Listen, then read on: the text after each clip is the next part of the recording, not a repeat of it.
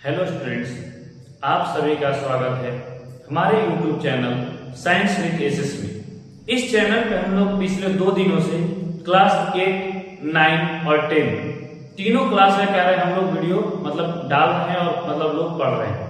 ठीक है, तो ये जो चैप्टर है क्लास 8 का चैप्टर है cell the unit of life और इसका पार्ट 3 है वीडियो, यानी ये जो लेक्चर है वो क्लास 8 का सेल चैप्टर का 3rd पार्ट है, यानी इसका 2 पार्ट क्या है इसी चैनल पे प्लेलिस्ट में क्लास 8 करके cell the unit of life जब देखोगे तो उसमें दोनों वीडियो क्या है आपको मिल जाएगा और उस वीडियो को दोनों को वीडियो को क्या करना है देख करके, ठीक है, और फिर इस वीडियो को देखोगे तो बहुत ज्यादा चीजें रिलेटेबल होगी, यानी बहुत सारा चीजें क्या होता है सीक्वेंस में होगी तो बहुत सारा चीजें क्या है याद हो जाएगा।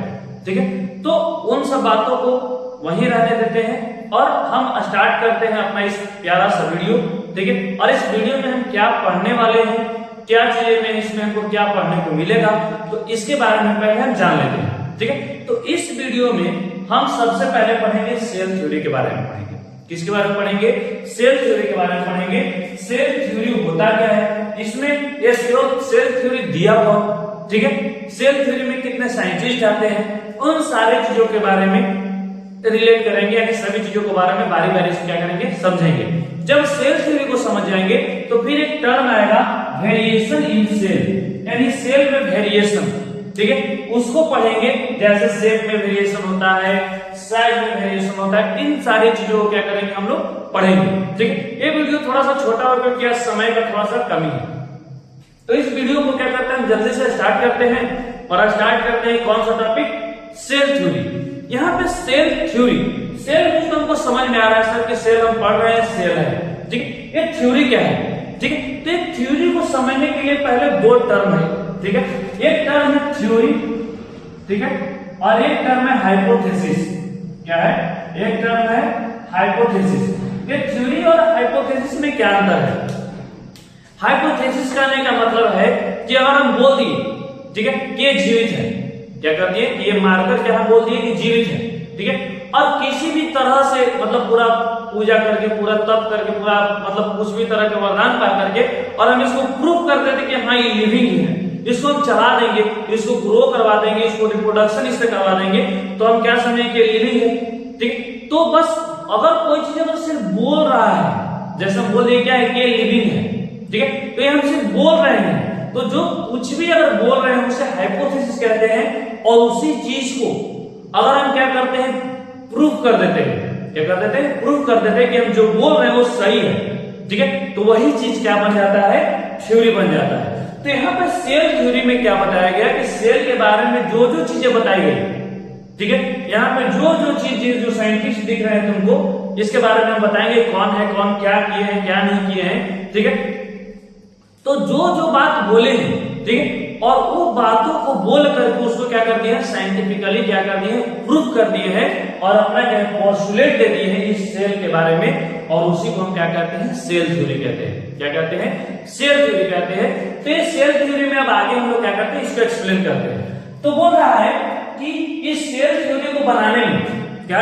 इस सेल थ्योरी को देने में, इस सेल थ्योरी को बनाने में जर्मन साइंटिस्ट का क्या है हाथ है, यानी सिर्फ German scientist. German scientist German scientist यानी यहाँ पे बायोलॉजी में हम पढ़ रहे हैं तो जर्मन क्या है बायोलॉजिस्ट है।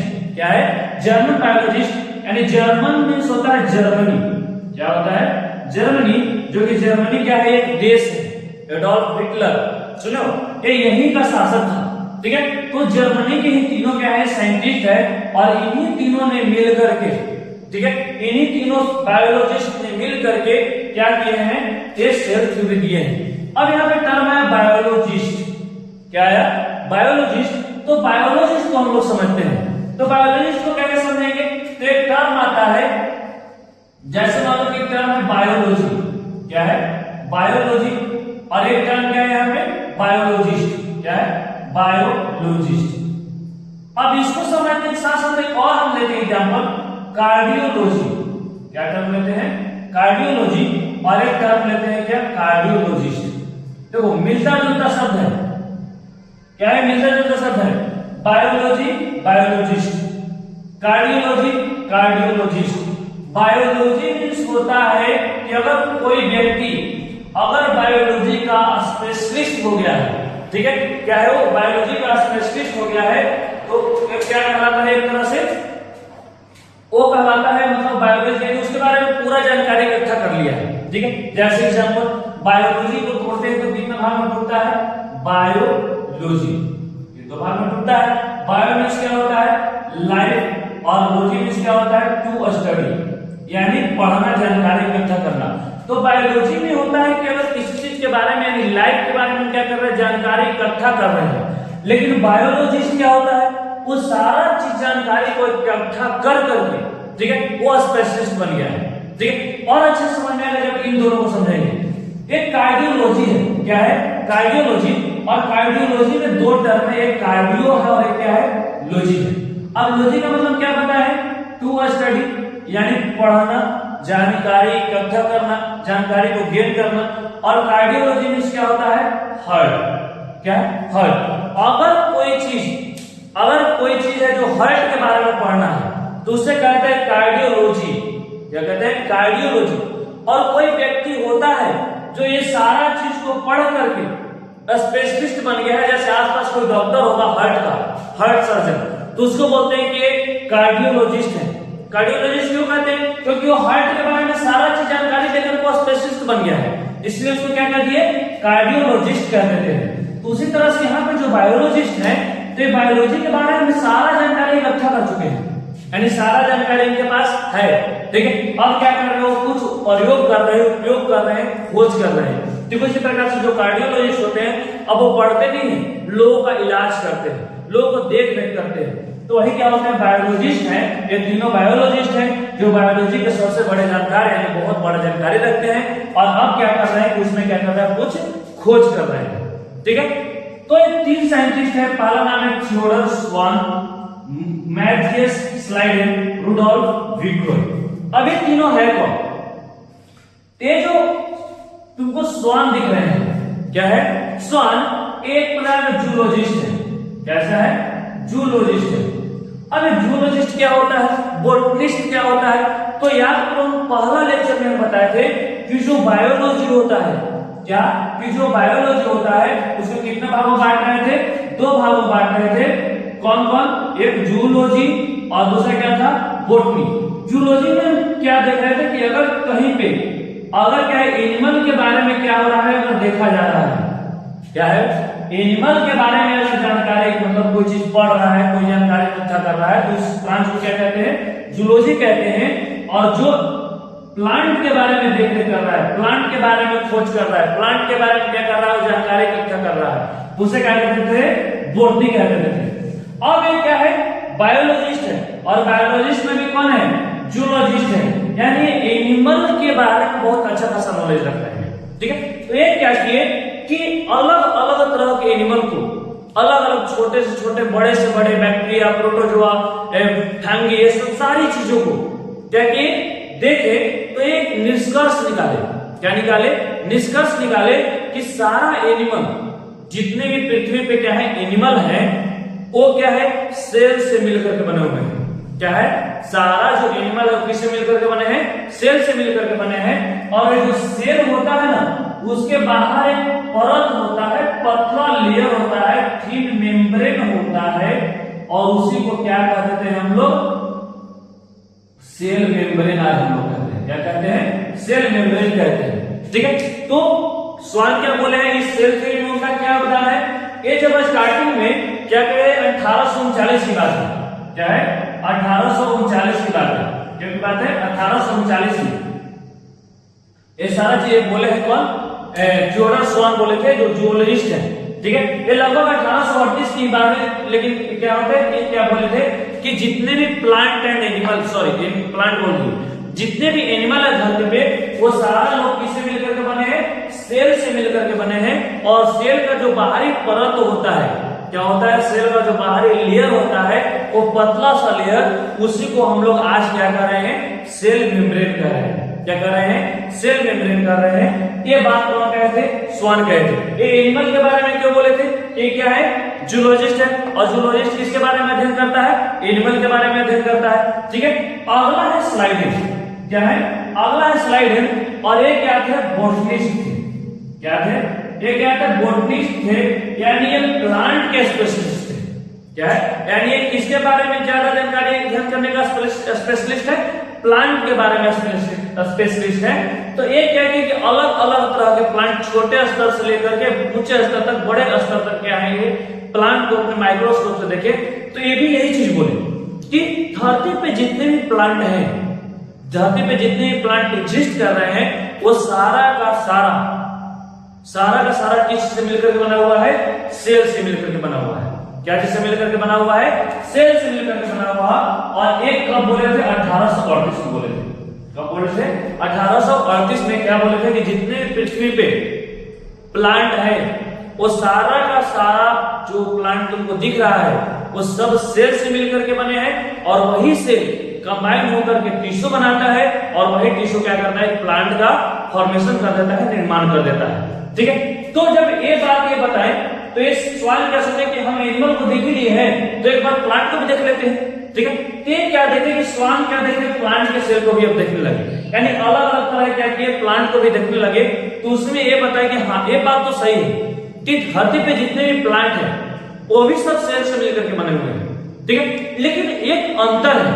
क्या अंतर है, अंतर यह है कि जो एनिमल सेल हम देखते हैं, ठीक है, उसके बाहर जो थिन मेम्ब्रेन होता है उसे हम लोग सेल मेम्ब्रेन कहते हैं। क्या कहते हैं, सेल मेम्ब्रेन कहते हैं। लेकिन वही जब प्लांट सेल की बात करते हैं, किसकी बात करते हैं, प्लांट सेल की बात करते हैं, तो सेल मेम्ब्रेन के ऊपर भी एक परत होता है।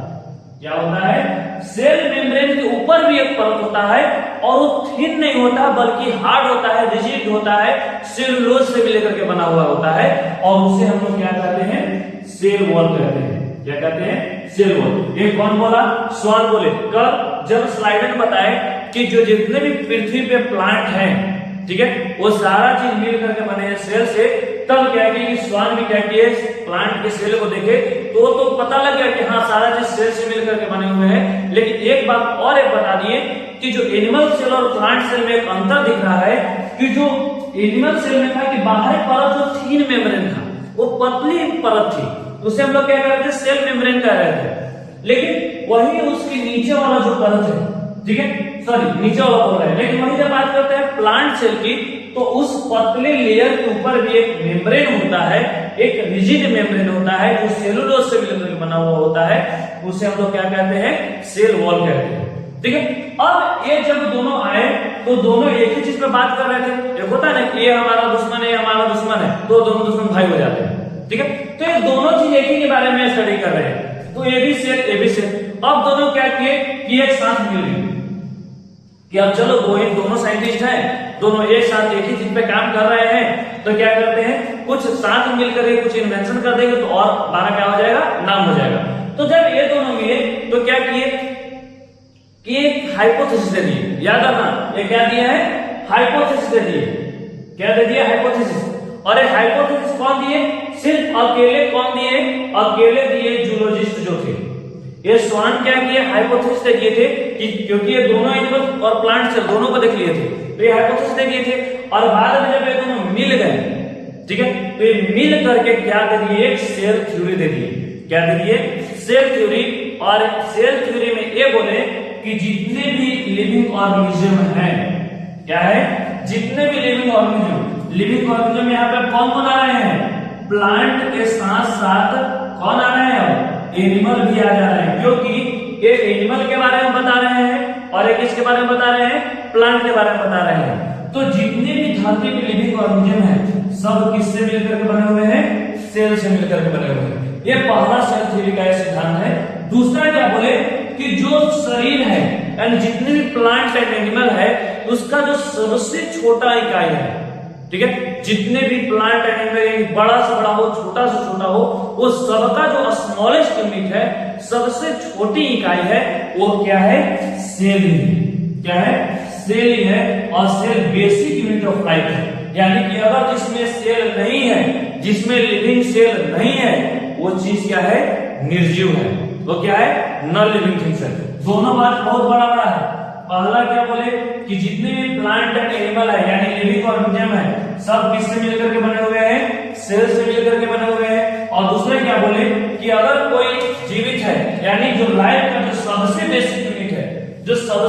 छोटी इकाई है वो क्या है, सेल है। यानी कि अगर किसी भी बॉडी में किसी भी चीज में अगर सेल नहीं है, सेल नहीं करने का मतलब जीवित सेल नहीं है, तो क्या है वो बॉडी न। यहाँ पे वीडियो पूरा रिकॉर्ड नहीं हुआ, मतलब बीच में से ही कट गया था, ठीक है। तो जहां से छोटा था वीडियो में, ठीक है, वहां से हम उसको फिर समझाते हैं। छोटा है कहां से, तो यहाँ से छोटा था कि जो नए सेल है वो एराइज होते हैं कहां से, पुराने सेल से। पुराने सेल, ये बात कौन बोले थे, ये बात बोले थे रुडोल्फ विग्नोय बोले थे। कब बोले थे, 1855 में बोले थे कि ओमनी सेलुला ई सेलुला। इसका मतलब क्या है कि जो नए सेल बन रहे हैं, ठीक है, यानी जो नए सेल बन रहे हैं वो सेल किससे मिलकर के बन रहे हैं, वो कहां से एराइज हो रहे हैं, फ्रॉम ओल्ड सेल से एराइज हो रहे हैं। यानी जो पुराने जो सेल हैं पहले से, ठीक है, उसी से क्या होते हैं कि नए सेल क्या होते हैं, बनते हैं। तो तुमको यहाँ पर ध्यान क्या देना है तुम लोगों को कि जो सेल थ्योरी था, ये सेल थ्योरी तो दिया गया 1838 में, ठीक है, लेकिन ये 1838 में दिया गया था, लेकिन ये चीज कब जुड़ा था, 1855 में, और इसको मॉडिफाई कर दिया गया था और वो दिया गया था, तीसरा जोड़ दिया गया सेल थ्योरी में कि जो नए सेल होते हैं वो अराइज होते हैं कहां से, ओल्ड सेल से होते हैं। तो ये था सेल थ्योरी, क्या था ये, सेल थ्योरी। और इस सेल थ्योरी में हम पढ़े, तो इसके बाद हम बताए थे कि सेल थ्योरी पढ़ने के बाद हम लोग पढ़ेंगे क्या, वेरिएशन इन सेल। क्या पढ़ेंगे, वेरिएशन इन सेल। इसलिए लगा कि एक बार पढ़ा चुके लेकिन वीडियो रिकॉर्डिंग नहीं हुआ, ठीक है, तो थोड़ा सा समझना है, ज्यादा मतलब है नहीं कुछ, ठीक है। तो वेरिएशन इन सेल में क्या है, यानी सेल में वेरिएशन, यानी कुछ अलग अलग, ठीक है। तो अलग अलग क्या हो सकता है, या तो उसका शेप अलग अलग हो सकता है, या तो उसका साइज अलग अलग हो सकता है। शेप करने का मतलब, अच्छा हम पहले वाला वीडियो में हमने बताए थे कि हमारा जो पूरा बॉडी है, क्या है, जो हमारा बॉडी है वो पूरा का पूरा कोई एक ही सेल से मिलकर के नहीं बना है, लगभग 200 से ज्यादा सेल के टाइप से मिलकर क्या हुआ है, बना हुआ है। तो यहाँ पे जो तुमको सेल दिख रहे हैं वो क्या है, अलग अलग टाइप के सेल हैं। तो इसमें हम देखेंगे साइज और शेप के बारे में वेरिएशन, ठीक है। तो यहाँ पे वेरिएशन देखना है किसमें, शेप और साइज में। तो शेप पहला टाइप है नर्व सेल, क्या है, नर्व सेल। नर्व सेल का शेप इस तरह से होता है कि इलोंगेटेड होता है और लॉन्ग होता है, ठीक है, ये लॉन्ग होता है और कैसा शेप होता है, इलोंगेटेड होता है। ये लगभग 1 मीटर से भी क्या होता है, बड़ा होता है। ये जो नर्व सेल होता है इसका जो शेप होता है कैसा होता है, लॉन्ग होता है और कैसा होता है, ब्रांच होता है। और क्या होता है, इसका जो साइज है, इसका जो शेप है वो लगभग 1 मीटर से भी क्या होता है, ज्यादा होता है। और ये जो सेल है, ठीक है, हमारे बॉडी का सबसे लॉन्गेस्ट सेल है। कैसा सेल है, ये हमारे बॉडी का लॉन्गेस्ट सेल है, ठीक है। वही बात करते हैं अमीबा का।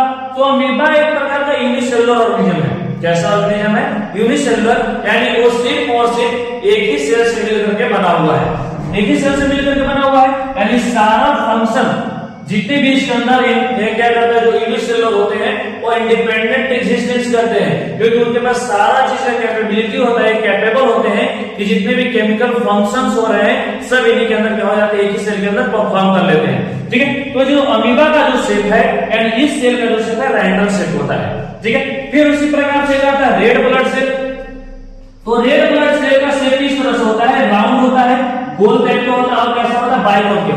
पेड़ा देखो, ठीक है, पेड़ा को देखोगे तो क्या होता है, उसको एक ऐसे मतलब पूरा गोल करके क्या है, उसको दबाया हुआ रहता है, ठीक है। ठीक उसी प्रकार का सेम टू सेम शेप कैसा होता है, रेड ब्लड सेल का होता है। नाम में देख रहा है कि बाइकॉन्केव, कॉन्केव मिरर पढ़े हो, कॉन्केव मिरर कैसा होता है, ऐसा होता है। तो ये कॉन्केव जैसा, यानी क्या है, लग रहा है कोई दबा दिया, ठीक है। तो ये रेड ब्लड सेल का कैसा शेप होता है, तो राउंड होता है और बाइकॉन्केव होता है। और एक किसके तरह देखने में लगता है, पेड़ा के जैसा देखने में लगता है। एक और है मसल सेल, क्या है, मसल सेल।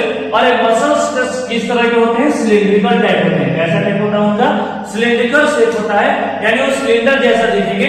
अब एक जब हम सब शेप देख रहे हैं तो उसमें एक चीज कॉमन दिख रहा है। क्या चीज दिख रहा है, कॉमन। इसमें देखो ये भी रेड है, यहाँ भी रेड है, यहाँ भी रेड है और यहाँ भी रेड है। ये रेड आखिर है क्या, तो है कुछ नहीं, ये है न्यूक्लियस है। क्या है, न्यूक्लियस।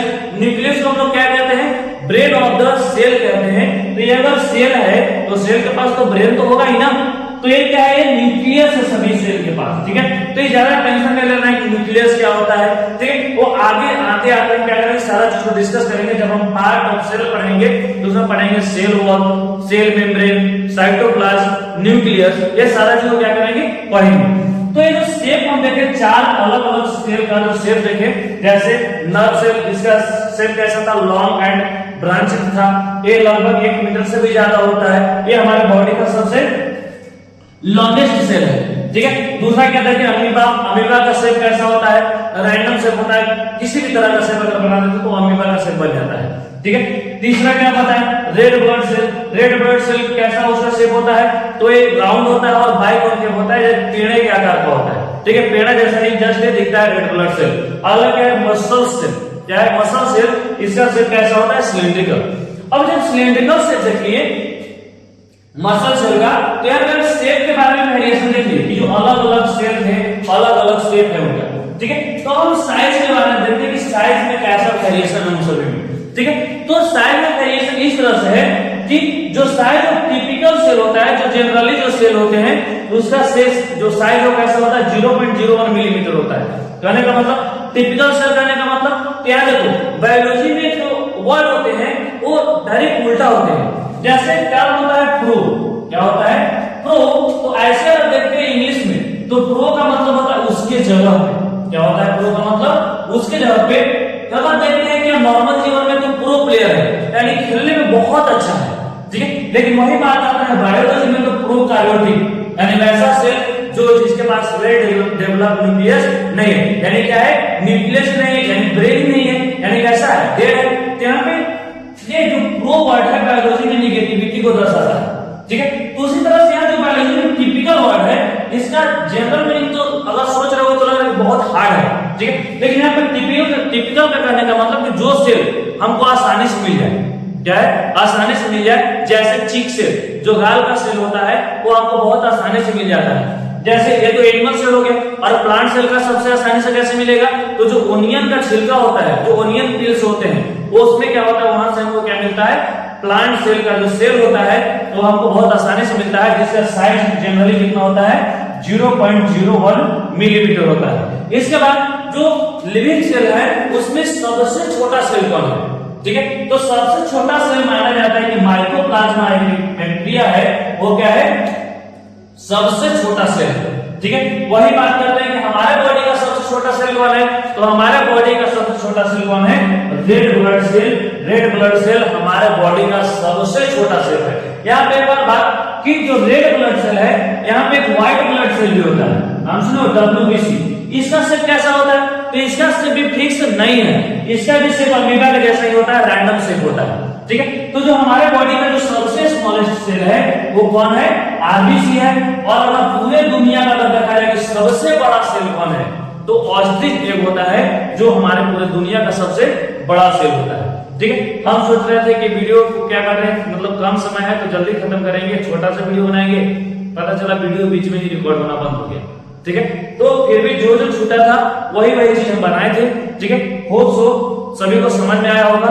और अगर इसमें भी अगर कोई डाउट हुआ हो वीडियो, क्योंकि कट करके आए तो ये वीडियो को जोड़ेंगे ना उसमें, तो अगर मान लो कि अगर नहीं कुछ समझ में आए, ठीक है, कोई डाउट रह गया हो, तो इस वीडियो में क्या कर देना है, कमेंट कर देना है। हम शॉर्ट वीडियो के माध्यम से या छोटा स्पेशल वीडियो बनाकर उसको क्या करेंगे, हम अपलोड कर देंगे, उसको क्या करना है, देख लेना है, ठीक है। Thank you.